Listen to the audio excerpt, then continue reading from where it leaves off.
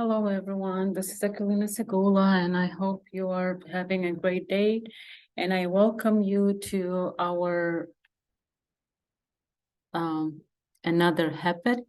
And today we'll talk how to improve our students' test-taking skills. I chose this topic because this is our last course, and after this course, our students will be testing and retesting for their GEDs. So I really hope that you learned something new today. And let's get started. So our content looks like this. We'll talk about introduction, we'll go through objectives, and then few strategies that I picked for you guys. And after that, we'll go over instructor strategies, the summary, and additional sources. Before we start, I want to talk about this quote that I found, and I really liked it. The beautiful thing about learning is that no one can take it away from you, and I agree with this 100%, because they can take away your home, your car, your phone, but your knowledge and your skill will stay with you, and they will follow you anywhere you go, right? So introduction. As we all know, every student has their own unique style to learn, and as an instructor, we want them to succeed, and we have to consider their individual learning habits and styles, and what they're strong in and where they lack. So in this training session, we'll go over the basic test-taking strategies.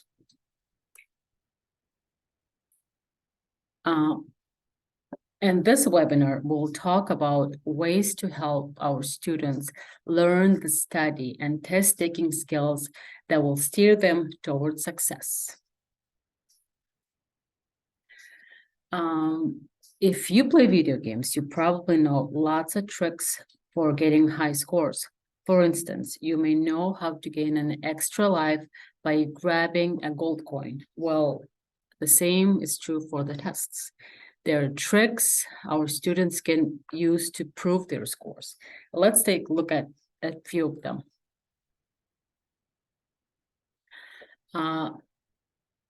Now we're going to talk about study habits.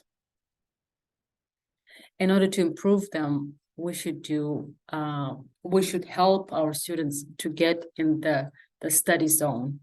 Or in other words, students should have a designated place in their house where they can focus on learning.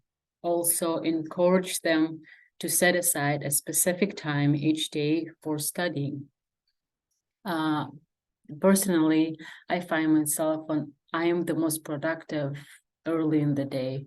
When I'm rested, I take my kids to school, I come home, or I come to my office, and those 2-3 hours, I'm the most productive. So maybe it could be the same with your students. Step number 2, tell your student to eliminate any distractions. So there are 2 types of distractors, internal and external. Internal distractors are some worries, desires, and any other thoughts. To rein these thoughts, students can create to-do lists to keep them on track. Another type of distractors are external distractors, and they are things like phone, TV, roommates, or pets, or any noises, or maybe your kids, you know. So, okay, now we'll talk about smart studying. So first, we should encourage our students to be aware of their own styles to learn. For example, if Garrett is a visual learner, encourage him to add graphs, drawings, or maps to his notes. This can be used in social studies or in science or even in RLA if they like mapping or visual organizers, or you can ask them to explain that topic to their peers, because sometimes students explain it better than teachers. Some of them, anyways. For example, if Maria, like one of our many, has a strong verbal IQ, you can recommend that she takes the notes and then retells them using her own words. Another good tip for students is to use active learning. For instance, ask your students to question it. Do they agree with what they read or disagree? And this can be used in RLA, in science, or maybe even in social studies where they learn about the facts and opinions, because the facts it can be proven, right? Opinion is a personal belief. And here are some additional study techniques that I would recommend. The first one is using acronyms. These are words that formed from the initials of other words like ILP, Individualized Learning Plan, or HEP, High School Equivalency Program, and so on. They make easy to stick. And also we can use acrostics. These are word games, involve series of lines in which the first letter of each line spells out a word. For example, Jill works at a post office and she invented this acrostic to help her handle mail. So if you can see here, STAMP in red for stamp. So every letter is a sentence. This can be very helpful as well. Another tip is using highlighters. You can tell your students to highlight keywords and phrases, or dates and proper nouns. This method can be used in RLA, in science, or social studies. Also, it might help them to write down a new word and look up its definition later on. And I'm pretty sure you can highlight the dates and stuff or any words on Aztec. And if you'll have a question in your test on a specific historical event with the date, it will be easier if you have it highlighted already in your passage. You also can recommend to keep a notepad so they can, if they have any questions or any thoughts, they can write them down and they can either do a research on their own, and this is going to help them not to lose their time. Also, research shows that the learners can retain 80% of new material if they review the notes within 24 hours after writing them. Now let's talk about preparing our students for the tests. So before the test day, we should give our students as many details as possible about the upcoming test. And we should do it during the first class or the first day in the course, so they will know what to expect if it's a long test or a short test, how many questions there will be on the test, or breaks, and what they need to bring. Remind our students to take care of themselves as well. We can recommend that they get extra sleep if they can, they eat healthy and exercise, or at least about half an hour of any physical activity is recommended. And of course, if they can, it's only a plus. And finally, reassure your students that the test anxiety is a common and normal experience. Tell them they can try deep breathing technique when they feel a little bit nervous. And I do this as well. When I feel anxious, I breathe, inhale and exhale about 5 times or even more, and it helps me a lot personally as well.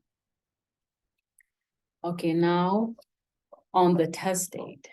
So they should know that they should get to a testing center at least 15 minutes before with a proper ID. They should have a good breakfast that day, like wear comfortable clothes, and they also should know that they can do this.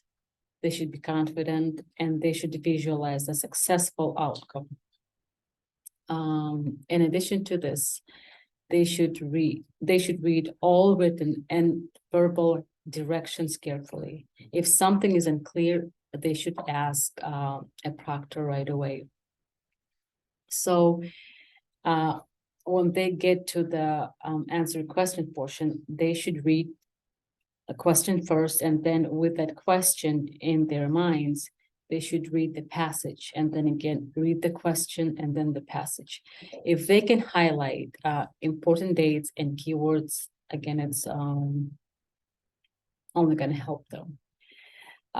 Another thing is they should keep track of time, answer the easy questions first and come back to the difficult ones.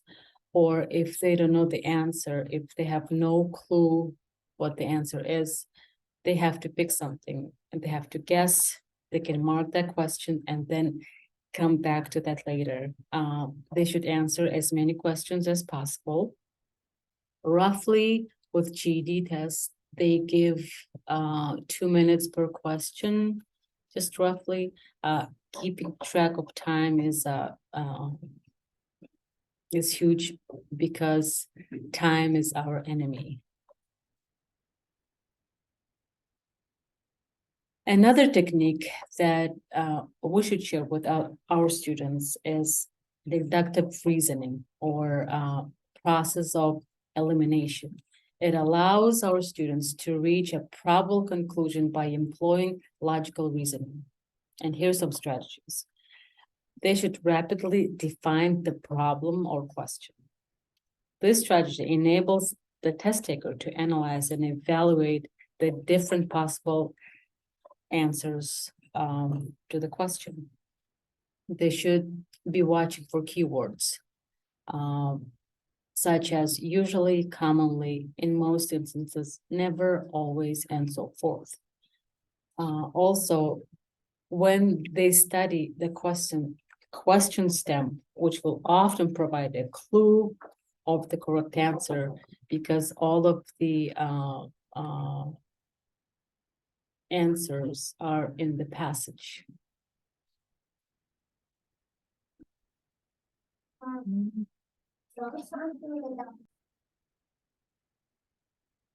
Okay, so where did we stop? I had a student coming in, so anyways, for reading tests that contain long paragraphs, followed by several questions, read the entire questions first. This technique will help in identifying the important elements in the paragraph. Also, try to determine the test writer intent while taking care not to make incorrect assumptions.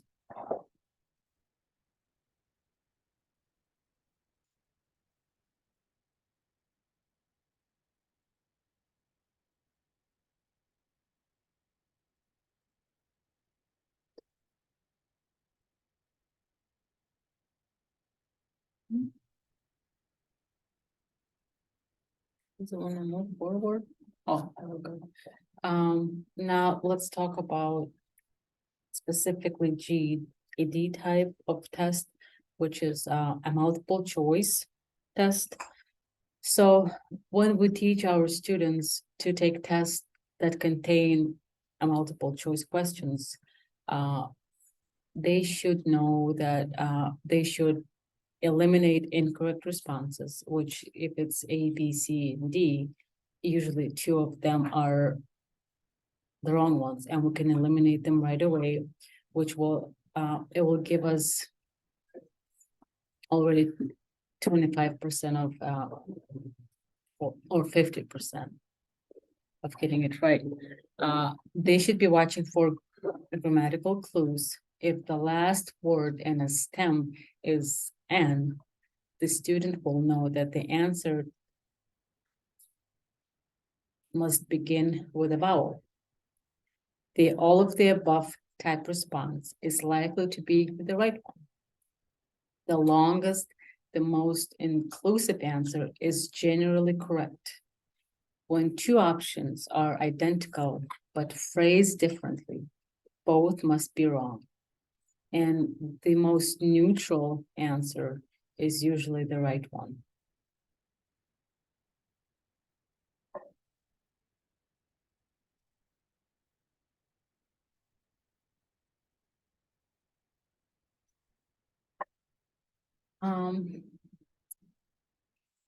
Next, let's move on to some questions on essay part, or a written response and RLA GED test.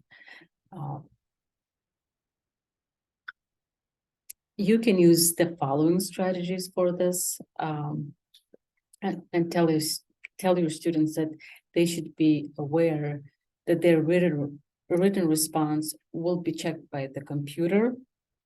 And in other words, we just have to outsmart the computer, right? But it will make sure, and it will check for organizational skills, grammar, factual accuracy, and clarity. Before you start writing your response, you should have some notes on a dry erase report. It's just going to help you to organize your thoughts. Your essay should consist of BME, or the beginning, the middle part, and end. Also, end is called the conclusion. And remember to have at least 5 paragraphs, which the beginning should have a paragraph, and then the middle part should have like 3 paragraphs with 3 facts in each, and then the end, again, it's 3 to 5 sentences are recommended. In your response, use information from passages you'll be comparing. So if you see a fact or a date or any other proper nouns that you like, you should use that and rephrase it in your answer. It's only a plus because it's a fact and you're using it from the passage. Make sure to use transitional phrases such as firstly or secondly, however, in conclusion. And it's okay to use like very simple words and a very simple structure for the sentences. And because again, it will be checked by the computer, and it will make sure that there is no grammar errors and stuff like that. Now let's talk about instructor strategies. As an instructor, you'll want to adopt certain attitudes regarding test taking and convey them to your students. A few are provided here for consideration. So we have to encourage our students to pace themselves again, because it's time test, and keeping track of time is crucial, right? We have to be positive and enthusiastic with students when we discuss their tests. Treat each test as a learning experience for students. Ask them what they would do if they're 1 point off. Are they gonna quit it? Are they gonna study harder and just retest right away? What are they gonna do? So they should know what to expect in a what-if scenario. In our summary, in this webinar, we discussed a few techniques and strategies for improving our students' test-taking skills. As instructors, we have to make sure that we share as much information about upcoming tests as possible. Doing so will enable our students to learn what to expect on the test and will eliminate anxiety levels. In addition, by developing study techniques and test-taking skills, students will be able to achieve their academic goals. In our case, you get their GEDs. And additional sources. I used a book that I really liked. It's Master Educator by Lita Barnes.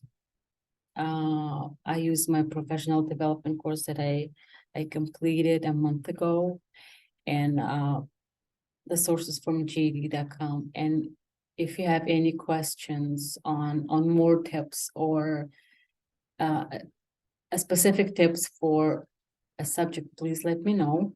And I hope you learned something new from this webinar, and I'll see you guys next time. Thank you. Bye.